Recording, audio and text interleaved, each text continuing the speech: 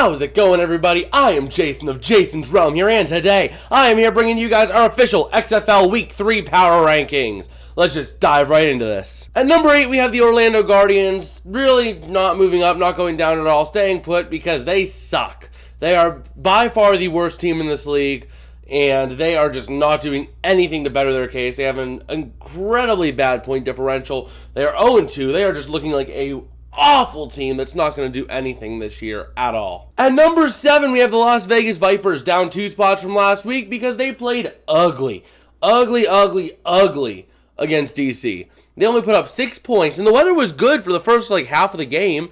Granted, it got worse as the game went on, but still, you only put up 6 points. That is kind of inexcusable whenever you should be putting up more points. At number 6, we have the Seattle Sea Dragons, just because they have been choking 2 games straight. They had DC in a pinch week 1.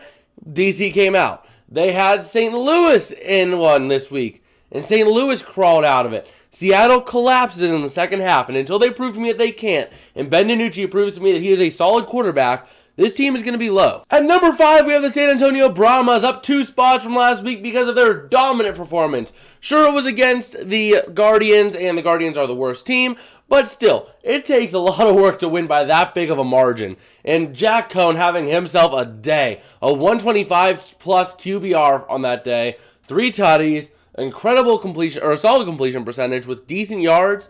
That team looked really good that last week, so we'll have to see if they can carry it into this week. At number 4, we have the Arlington Renegades, down 2 spots from last week. I thought they were a little high last week, but alas, they were number 2.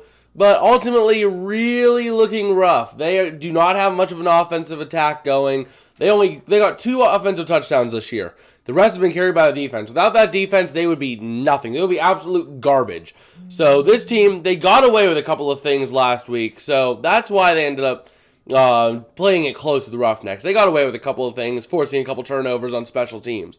But overall, really looking rough around the edges. At number 3, we have the St. Louis Battlehawks, climbing 3 spots from last week, really looking like a good team. And I mean, man, A.J. McCarron, all the props out to him. This man has led incredible comeback after incredible comeback in this league, and he is showing no signs of stopping.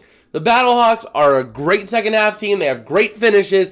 This team is dangerous going forward. I would be scared if I was facing the Battlehawks next. At number 2, we have the DC Defenders. This will be an interesting game to see them next week against the Battlehawks, but this is because they have a really strong dual threat quarterback situation.